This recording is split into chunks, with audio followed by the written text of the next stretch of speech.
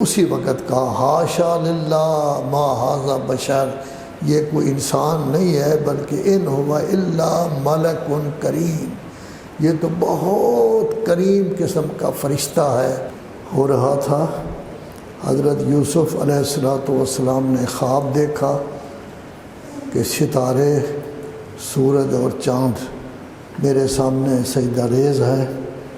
بابا نبی تھے، بتایا بہت بڑا خواب ہے، اللہ نے آپ لوگوں کو چن لیا ہے، بھائیوں کو نہ بتانا۔ لیکن بھائی ان سے نفرت کرتے تھے، سازش کی، لے گئے اور پھر جھوٹ موٹ آ کے کہا کہ بھیڑیا کھا گیا ہے، لیکن بھیڑیا نے اس طرح کھایا تھا کہ کپڑے کو، قمیص کو خراش تک نہیں لگی، لیکن خون اس پر لگا ہوا تھا۔ تو حضرت یعقوب نے کہا کہ یہ سب بناوٹی باتیں ہیں جو آپ کر رہے ہیں۔ پھر اس کے بعد بھائیوں نے سوچا اس کو قتل کر دیا جائے، یہ کہیں دور پھینک دیا جائے کہ یہ مر جائے۔ تو ایک بھائی نے مشورہ دیا کہ نہیں، قتل نہ کرو، چونکہ قتل کا گناہ معاف نہیں ہوتا، قتل نہ کرو، اس کو کسی اندھے ایسے کنویں میں ڈال دو کہ قافلے والے آئیں گے تو ہو سکتا ہے یہ بچ بھی جائے۔ تو بہرحال اس کو کنویں میں ڈال دیا گیا، قافلے والے آئے، ڈول نکالا تو حضرت یوسف جیسا خوبصورت بچہ، 6 سال یا 8 سال اس وقت اس کی عمر تھی، بہت خوش ہوئے کہ ہمیں بڑے پیسے ملیں گے۔ باہر انہوں نے بھیج دیا۔ چلتے چلتے بادشاہ کی طرف سے خریدار آئے، وہ اس کو خرید کر کے لے گئے اس علاقے کے گورنر کی طرف سے جس کو عزیز مصر کہا گیا ہے۔ اب اللہ فرما رہا ہے ہم نے اس کو قدرت والی جگہ پر پہنچا دیا ہے، اب اس کے بعد اللہ تبارک و تعالی اس کو قدرت عطا فرمائے گا۔ چنانچہ وہاں وہ رہے، خوبصورت تھے، اچھی غذا ملی، خالص غذا ملی، خوبصورتی اور نکھر آئی۔ تو عزیز مصر کی بیگم نے ان پر ڈورے ڈالنے شروع کر دیے۔ انہوں نے کہا معاذ اللہ، یہ کبھی نہیں ہو سکتا، یہ کام میں کبھی نہیں کروں گا۔ یہ ہے انسانیت کی معراج کہ انسان جس چیز کو انسانی خواہشات پسند کرتی ہیں اس کی طرف نہیں گیا، بلکہ جو اللہ کی پسند تھی اس کی طرف وہ گئے ہیں۔ اس نے سب دروازے بند کر دیے تھے۔ اب حضرت یوسف اس سے بچنے کے لیے آگے دوڑے، اس نے پیچھے سے قمیض کھینچی، وہ پھٹ گئی۔ دروازے پر پہنچے تو گورنر صاحب آگے موجود تھے۔ عورتیں مکار تو ہوتی ہی ہیں، انہوں نے کہا کیا سزا ہو سکتی ہے اس کی کہ جس نے عزیز مصر کی بیگم کو ورغلانے کی کوشش کی ہے۔ حضرت یوسف نے کہا میرا ان چیزوں کے ساتھ کوئی تعلق نہیں۔ تو وہاں ایک گواہ بولا، روایات میں ایک چھوٹا بچہ تھا انہی کے خاندان کا، کہ اگر قمیص سامنے سے پھٹی ہے اس کا مطلب یہ ہے کہ یوسف آگے بڑھ کر اقدام کر رہے تھے، اگر پیچھے سے پھٹی ہوئی ہے پھر یوسف سچے ہیں، یہ ساری شرارت اس عورت کی ہے۔ قمیص تو پیچھے سے پھٹی تھی۔ تو عزیز مصر نے کہا عورتیں بہت زیادہ مکر کرتی ہیں، کہا اپنی بیگم صاحبہ سے استغفار کرو اپنے گناہ کی، اور اس کو بھی کہا کہ چھوڑنے رہنے دو اس کو۔ تو اس نے اسی وقت دھمکی دی کہ میں اس کو چھوڑوں گی نہیں۔ خبر باہر نکل گئی اور تو نے کہنا شروع کر دیا کہ عزیز مصر کی بیگم بڑی غلط عورت ہے، اپنے نوکر پر، نوکر نہیں بلکہ غلام پر، جو زر خرید غلام تھا، اس نے پھر دعوت کی ان کی، چاقو ان کے ہاتھ میں، یہ چھری ان کے ہاتھ میں دی، فروٹ وغیرہ آگے رکھ دیا گیا، وہ فروٹ لے کر بیٹھی ہوئی ہے۔ اچانک حضرت یوسف سے کہا کہ آپ باہر آئے۔ تو جب باہر تشریف لائے تو انہوں نے اسی وقت کہا حاشا للہ ما ھذا بشر، یہ کوئی انسان نہیں ہے بلکہ ان ہوا الا ملک کریم، یہ تو بہت کریم قسم کا فرشتہ ہے جو اس گھر میں جو ہے وہ آ گیا ہے، وہ اپنی انگلیاں کاٹ بیٹھی، زخمی ہو گئی۔ اس وقت اس نے کہا یہی ہے جس کے متعلق میں یہ اقدام کر رہی تھی، لیکن اب اس کو یا میری بات ماننی ہوگی یا قید ہونا ہوگا۔ قید ہو گئے۔ وہاں اور بھی قیدی تھے، ان کو سمجھا رہے ہیں توحید کا درس۔ یہ در حقیقت ہمارے لیے بھی درس ہے کہ جس جگہ جس حالت میں موجود ہو، جن جن مسائل کو جانتے ہو اس کی باقاعدہ تبلیغ کرو۔ نماز روزہ کے مسائل معلوم ہیں، سچ بولنا چاہیے، امانت داری ہونی چاہیے، ایک دوسرے کو سلام کرنا چاہیے، ایک دوسرے کی عزت کرنی چاہیے، ہر انسان کا احترام ہونا چاہیے۔ پیسے کے لحاظ سے کوئی آدمی بڑا نہیں ہوتا، وزیر اعظم بن جانے سے، گورنر بن جانے سے کوئی بندہ بڑا نہیں ہوتا۔ بڑائی کا معیار صرف ایک ہے، جس کا اللہ کے ساتھ جتنا تعلق ہے اسی کے مطابق وہ بڑا ہے۔ پیسہ تو آنے جانے والی شے ہے، عہدہ ایک دن آتا ہے، 2-4 دن کے بعد چلا جاتا ہے۔ خوبصورتی آنے جانے والی شے ہے، پہلوانی آنے جانے والی شے ہے، کسی میں اگر کچھ صفت پائی جاتی ہے تو یہ عارضی شے ہے، کوئی شے پکی نہیں ہے۔ کسی میں اگر علم بے بہا پایا جاتا ہے، ہو سکتا ہے اللہ علم کو 1 منٹ میں ختم کر دے، قوت گویائی ختم ہو جائے، بولنے کی قوت ہی نہ ہو، بول ہی نہیں سکتا تھا کہ علم کا اظہار کر سکے۔ یہ سب چیزیں عارضی ہیں، اصل ہے اللہ کے ساتھ تعلق، جس کو تقوی، پرہیزگاری، بیبہ ہونا، شریف ہونا سے تعبیر کیا گیا ہے۔ تو وہاں 2 آدمیوں نے خواب دیکھا۔ انہوں نے فرمایا کھانا آنے سے پہلے، قیدیوں کا جب کھانا آتا ہے اس سے پہلے آپ کو بتا دوں گا۔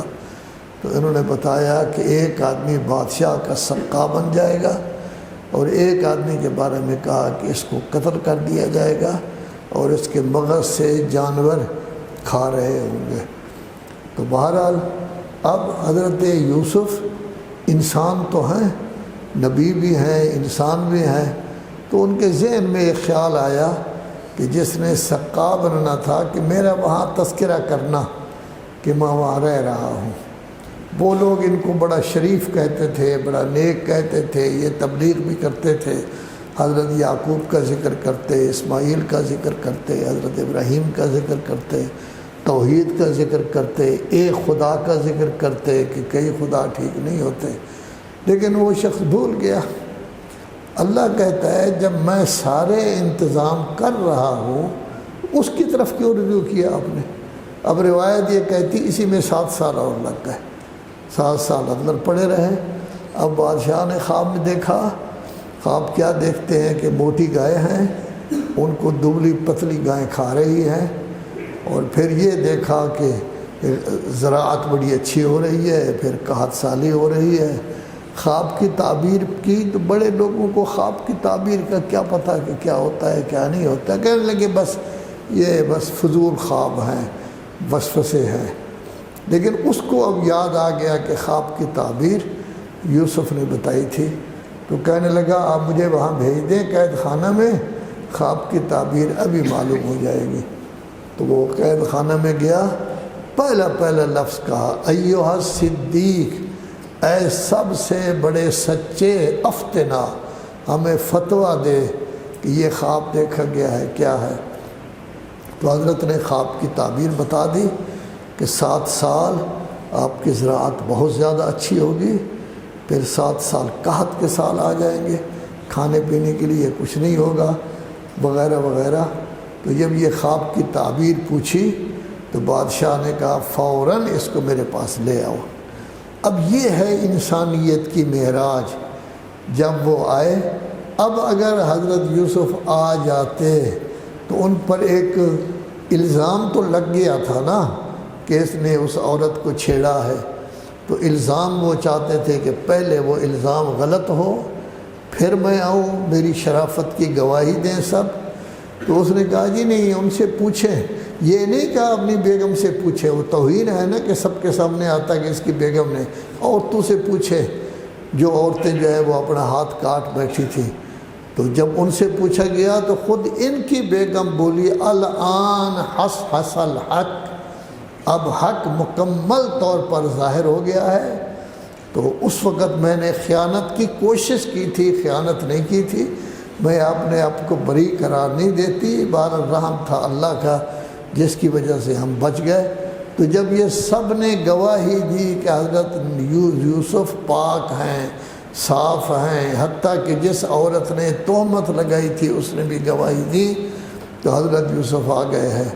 تو جب حضرت یوسف آ گئے، ان کو دیکھ کر عزیز مصر، یہ گورنر مصر کہنے لگے میں آپ کو اپنے لیے چن لیتا ہوں، آپ کا تعلق میرے ساتھ ہوگا، آپ کا درجہ بہت بڑا ہوگا، میرے ساتھ آپ کا رابطہ ہوگا اور یہ تمام کام آپ کریں گے۔ تو انہوں نے کہا کہ آپ اپنی کابینہ میں مجھے وزیر خزانہ بنا دیں، اس لیے کہ میں ہر چیز کو جانتا بھی ہوں اور ہر چیز کی حفاظت کرنا یہ بھی مجھے آتا ہے کہ کیا کرنا ہے کیا نہیں کرنا۔ دیکھیے حضرات محترم، ہم انسان ہیں، ہر انسان کو غذا کی ضرورت ہے۔ کچھ لوگ جو ہیں وہ دن میں 3 4 دفعہ کھاتے ہیں، کوئی 2 دفعہ کھاتے ہیں، بعض ایسے بزرگان بھی ہیں جو پورے دن میں 1 دفعہ کھاتے ہیں۔ جتنا کم کھایا جائے اتنا انسان کا بدن ٹھیک رہتا ہے، جتنا زیادہ کھایا جائے تو اتنا انسان کا بدن تکلیف میں مبتلا ہوتا ہے۔ جیسے طلبہ کرام کے لیے بھی کیا گیا تھا کہ آپ ناشتہ کریں 9 ساڑھے 9 بجے، دوپہر کو پھر آپ کو 2 قسم کا فروٹ بھی مل جائے گا، پھر شام کو آپ کھانا کھائیں۔ پورے یورپ میں یہی طریقہ ہے، امریکہ میں یہی طریقہ ہے، کینیڈا میں یہی طریقہ ہے۔ اسلام آپ کے پاس ہے، قرآن مجید آپ کے پاس ہے، لیکن عمل وہ لوگ کرتے ہیں۔ یہاں پاکستان میں نہ مسلمان عمل کرتے ہیں نہ غیر مسلم عمل کرتے ہیں۔ امریکہ کے بادشاہ نے، صدر نے آج سے 150 سال پہلے قرآن مجید کا مطالعہ کیا تھا، اکیڈمی بنائی تھی باقاعدہ، تھرمس یہ اس طرح کا اس کا نام تھا، کہ قرآن مجید کے جتنے سماجی احکام ہیں وہ آپ جاری کریں۔ آپ مغرب میں چلے جائیں، کینیڈا چلے جائیں، یورپ چلے جائیں، وہاں کے بچے جھوٹ نہیں بولتے، اور وہاں کے بڑے بھی، بچہ کوئی شرارت کرتا ہے وہ کہتا ہے ہاں میں نے کی ہے، مجھ سے ٹھیک ہے، غلطی ہو گئی، تھپڑ وپڑ نہیں مارتے، ویسے سمجھاتے ہیں۔ تھپڑ مارنے کی وہاں اجازت ہی نہیں ہے، گالی دینے کی وہاں جو ہے گویا کہ ہے ہی نہیں کھاتا کہ ایک آدمی دوسرے آدمی کو گالی دے۔ یہ سب ہم مسلمانوں کے کام ہیں جو ہم سب کرتے رہتے ہیں۔ ان کی طبیعت بھی ٹھیک ہوتی ہے، صحت بھی ٹھیک ہوتی ہے۔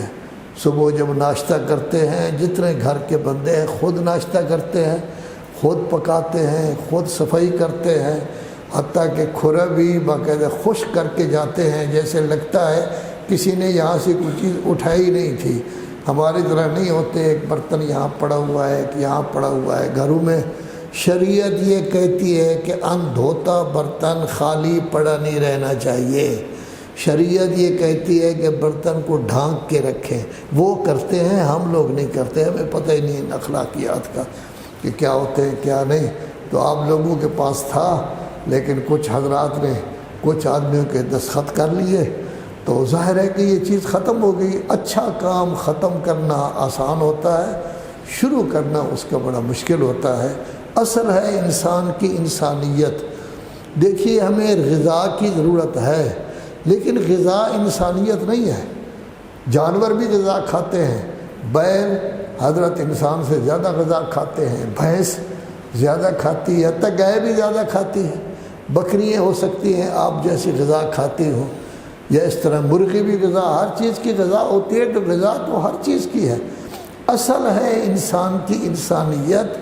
غذا اس لیے ہے تاکہ انسان زندہ رہے، یہ غذا زندگی کے لیے ہے، غذا انسان کا مقصد نہیں ہے، انسان کی بنیاد نہیں ہے۔ تو ظاہر ہے کہ اصل تو ہے انسان کی انسانیت۔ اور یہ پتہ نہیں آپ کو یاد ہوگا کہ جمعے کے خطبے میں نے ذکر کیا تھا کہ مولائے کائنات امیر المومنین علی ابن ابی طالب نے تمام انسانوں کو 4 طبقوں میں تقسیم کیا ہے۔ ایک عالم، ایک جاہل، ایک امیر، ایک غریب، یہی 4 قسمیں ہیں، 5ویں قسم تو کوئی نہیں۔ ہم میں سے کوئی عالم ہوگا، کوئی جاہل ہوگا۔ جاہل یہ نہیں ہوتا کہ کس چیز کا جاہل ہے، بہت بڑا عالم ہے لیکن بہت ساری چیزوں سے جاہل بھی ہے۔ مجتہد اعظم اگر تشریف فرما ہو کسی جگہ تو وہ ہو سکتا ہے آپ میں سے ایک آدمی کا نام بھی نہیں جانتا، تو یہ جہالت ہو جائے گی۔ ویسے وہ مجتہد اعظم ہے، بہت زیادہ پڑھا ہوا ہے، تو علم جہالت دونوں چیزیں جو ہیں وہ اکٹھی ہیں۔ کوئی آدمی ایسا نہیں کہہ سکتا سوائے معصومین کو جن کو اللہ نے علم دیا ہے کہ وہ مکمل طور پر عالم ہے۔ دونوں چیزیں چلتی رہتی ہیں، بعض چیزوں کا علم ہے، بعض چیزوں سے جاہل ہے۔